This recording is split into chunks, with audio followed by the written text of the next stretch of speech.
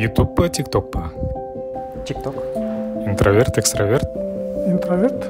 Гуманитарий әлде технарий? Екеуі де. Біреуін таңдау керек? Гуманитар.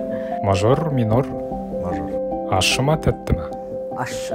Көлік, велосипед? Мен негізі көлігім бар, бірақ велосипед таңдаймын. Ән айту, би билеу? Би билеу. Тау ма, теңіз ба? Теңіз. Наурыз ба, жаңа жыл ма? Өте қиын сұрақ. Наурыз. Наурыз. Наурыз. Наурыз. Жаңа жыл. XYZ кадр 1 дубль.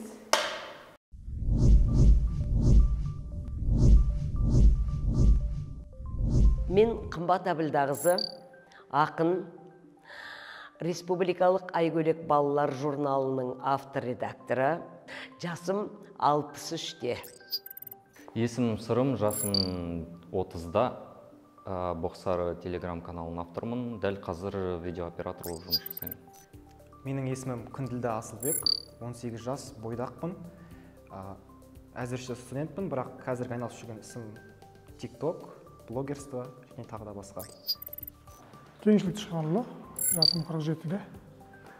Лев Гумилев атындағы Еуразия ұлттық университетінің студенттік кафедрасының доценті, дінтанушы. Атым Арнұр Ысқақов Қайнарбекұлы, жасым 38-де. Қанаттылар инклюзивті театрының әлемде аналогы жоқ театрын аштым.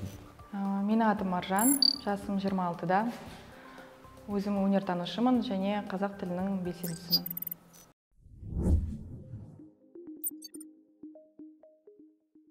Қазақстанға, республикаға ортақ мемлекеттік құндылықтары бар. Ол құндылықтардың ішіне міндетті түрде ешкімнің ұлтына қарамай, ұлысына қарамай, тіліне қарамай қазақтың мәдениеті, қазақтың спорты, қазақтың сөз өнері, қазақтың ән өнері, қазақтың би өнері деген сияқты бұның бәрі қазақтың болып аталынады. Аталуы керек солай. Өйткені біздің мемлекетіміздің негізгі иесі ол қазақ. Біз осы тәуелсіздік алғалы бері жалпы қазақстандық деген ұғымды біз әлі күнге дейін ұқпай жатқан сияқтымыз. Біздің осы бір территорияда тұратын адамдардың барлығы өздерінің дәл қазіргі тұрып жатқан елдегі идеологиясын әлі күнге дейін білмейтін сияқты болып көрінеді маған. Осы қазақстандық деген терминді қолдайтындардың көбісін сүйенетіні, яғни ол американдық арман деген сияқты бір ұғымдарға сүйенеді, бірақ ол жақтағы идеология мүлдем бөлек, және біздегі идеология мүлдем бөлек.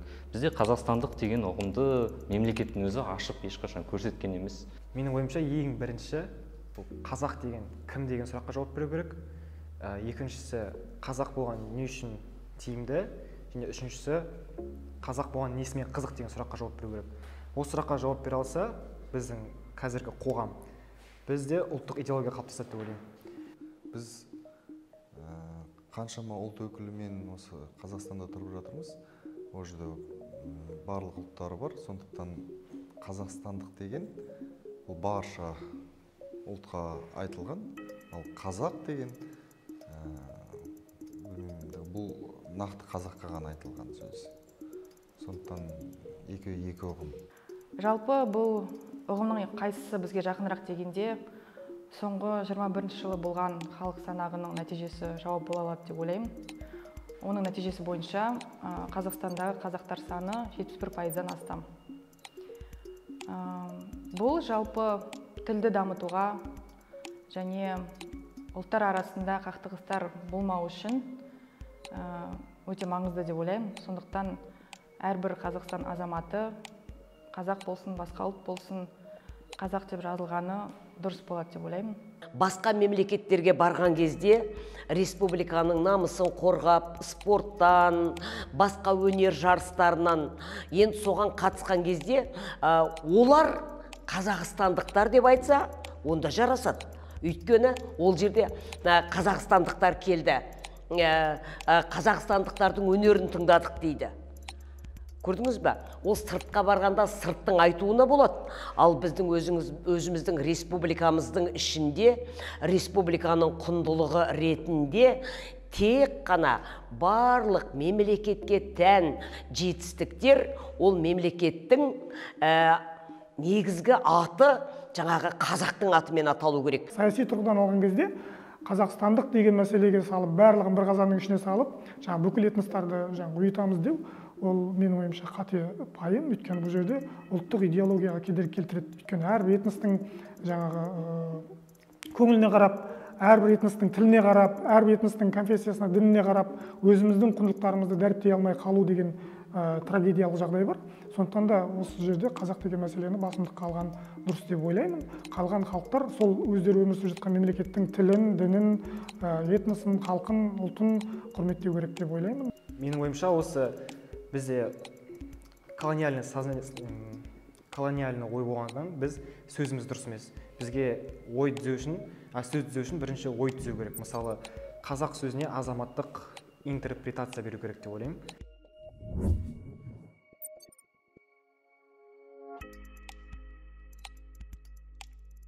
Адам әлеуметтік жаратылыс деген ұғым бар.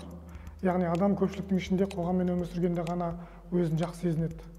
Мынау қылмыс әлемінде де болмаса қылмысты атқару жүйесінде де сондай бір жаза түрі бар. Аса ауыр қылмыс жасаған азаматтар жалғыз өзін қамайды. Бұл ең үлкен азап. Яғни адамның жалғыз қалуы ең үлкен азап. Сондықтан да жаңағы бұл отбасын құрмау деген адамдар, отбасын құрмау деген сөз емес, ол заңды отбасыға тәуелді болмай, заңсыз отбасыларды жасау деген сияқты бір талпыныстан туындайтын сияқты. Яғни мен бір отбасыға тәуелді болып қалмаймын, қалағанша жүремін, қалағанша тұрамын деген сияқты сондай бір жаңағы тәуелділіктен құтылу деген сияқты бір талпыныстан туындайтын сияқты. Философиялық тұрғыдан қарайтын болсақ, жалғыз деген біз бұл өмірге жалғыз келеміз, жалғыз кетеміз. Әртүрлі махаббат, мен осы өмір сүре алмаймын, бірмен бірге болғым келеді деген оның бәрі жай ғана иллюзия деп ойлаймын. Бұл жерде тек қана махаббат Құдайға ғана бар. Кейде сәттер болады, бір жалғыздықты іздейтін, жалғыздықты аңсайтын, сол кезде бір өзің бір бөлек бір кетіп, өзің бір белгілі бір әлемде өмір сүргің келеді. Ондай кездер болады. Бірақ көбірек жалғыздыққа бет бұра берсең, жалғыздыққа қарай жүре берсең, менің ойымша адам қатты түңіліп кететіндей сияқты болып көрінеді. Екеу қаста құлақта, екеу қолда аяқта, екеу барлығы жүрек жалғыз бірақта, елегізіп елжіреп, сыңар іздеп сол жүрек, естісем деп лебізін іздейді екен егізін дейді. Мен мысалы қанша үйде кей уақыттарда жалғыз қалып қойып жүрдім. Мен өз бетіммен тұрып кете алмаймын, киініп кете алмаймын дегендей. Былай айтқанда өз-өзімнің денемдегі байланған адам. Сондықтан жалғыздық ол мен үшін үйреншікті нәрсе. Ең бастысы бұл өмірде сен қасыңда Құдайың бар. Сол үшін сен жалғыз емес. Әлемде бәрі қос-қостан жаратылған. Менің ойымша бұл текке емес. Ал ғылыми тұрғыдан қарайтын болсақ, мысалы психологияда социализация деген ұғым барды. Адам басқа адамдарсыз өмір сүре алмайды. Жалғыздық, жалпы жалғыз өмір сүру, бұның зардаптары көп. Ал адам психикасы дұрыс жетілу үшін, дұрыс адам болып өсу үшін, ол басқа адамдармен әрекетке түсу керек. Сондықтан жалғыздық тек Құдайға ғана келетін ұғым деп ойлаймын.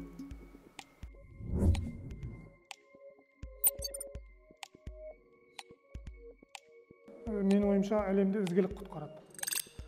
Егер болса, бірақ бұл нәрсе болуы өте қиын. Неге десеңіз, адам баласы, адамзат болып жаратылғаннан бері қарай ізгілік пен қатыгездік қатар жүреді. Кейде ойланамын да, әлемді ештеңе құтқармайтын сияқты. Өйткені мүмкін мен де бір жақсы, мейірімді адам болып көрінетін шығармын сыртқа, бірақ менің ішімде де мүмкін бір зұлым, бір жаман, бір белгілі бір білмеймін, жын жатқан шығар мүмкін. Ол кез келген адамда да ол мүмкін. Менің ойымша әрқашанда бала кезінен солай ойлаймын. Әлемді мейірімділік құтқарады. Жалпы мынандай ұғым бар ғой, әлемді сұлулық құтқарады деген. Сұлулықты байқай алу үшін, көре алу үшін адамның жүрегінде мейірімділік болуы керек. Ал мейірімділікті махаббат тудырады. Демек, әлемді махаббат құтқарады. Бұл сұрақты мен негізі өзім ойланбағам. Былай әлемді сұлулық құтқарады, өтірік әңгіме деп ойлаймын. Әлемді өзіміздің цивилизация өркениет дейді ғой. Оның негізі күш деп ойлаймын. Ешқандай күшсіз бәрі бытыраңқы жан-жаққа тұрақсыздық болмайды. Мысалы, елде президент болса, әлемде де басқаратын біреу керек деп ойлаймын. Тұрақты бір басшы. Мысалы, тарихқа үңілетін болсақ, Шыңғыс ханның кезінде қарап отырсақ, оның қоршаған ортасы бытыраңқы болды. Тек қана Шыңғыс хан келгенмен бүкіл тайпалар бірігіп, тұрақтылық орнады. Сол үшін мен әлемді құтқаратын күш деп ойлаймын. Бүкіл қоғамдағы хаос, бүкіл қоғамдағы текетірес, бүкіл қоғамдағы қайшылық бұл адамның тойымсыздығынан, бұл адамның ашкөздігінен, бұл адамның көрсеқызарлығынан, бұл адамның қызғаншақтығынан, яғни негативті күштердің артып кетуінен. Адамға жетпей жатқан, адамзатқа жетпей жатқан басқа нәрсе жоқ. Мысалы, біреуге территория жетпей жатыр ма, біреуге бидай жетпей жатыр ма, біреуге нан жетпей жатыр ма, біреуге су жетпей жатыр ма, жоқ. Тек қана ол жерде мейірімділік, іздігілік жетіспей жатыр. Әлемде тыныштық болған қалай? Ал әлемді тыныштыққа келетін ол иман. Политикадағы жүрген адам болсын, басқа да адамдардың жүргенде иманы болса, оның ішінде барлығы бар. Махаббат, анаға құрмет, досқа құрмет, жұмысқа адалдық. Осындай барлық жиыннан құралған иман барлық адамзатта болса, әлемді сол құтқарады деп ойлаймын. Әлемді не құтқарады дегенде, менің ойымша, жай ұсақ әрекеттер құтқарады. Ұсақ әрекеттер ол жаңағы. Балаңды жақсы көру жай ғана. Балаң өмірге келді, әйеліңді құшақтап, әйеліне таңертең тұрған кезде жай ғана, мысалы, демалыс күнде болмаса, демалыс күні бір таңғы ас істеп бер. Немесе балаң таңертең тұрған кезде балаңды құшақта, балам, мен сені жақсы көремін. Мен өзім оны өте аз айтамын, бірақ тұйық адам болғанмен де аз айтамын, бірақ осындай әрекеттер өте маңызды екенін түсінемін. Әлемді кез келген сынақтан құтқаратын, кез келген қауіп қатерден құтқаратын, қайталап айтам, ол біздің пейіліміздің дұрыстығы, ол біздің бейбіт өмір сүйгіштігіміз ғой. Өмір жақсы ғой, сол жақсы өмірді бәріміз қорғамасақ, бәріміз сүймесек, бәріміз сол өмірге бір сүйкімді көзбен қарамасақ, соның қадірін біліп, тәубамызды айтпасақ, әлемді кім құтқарады?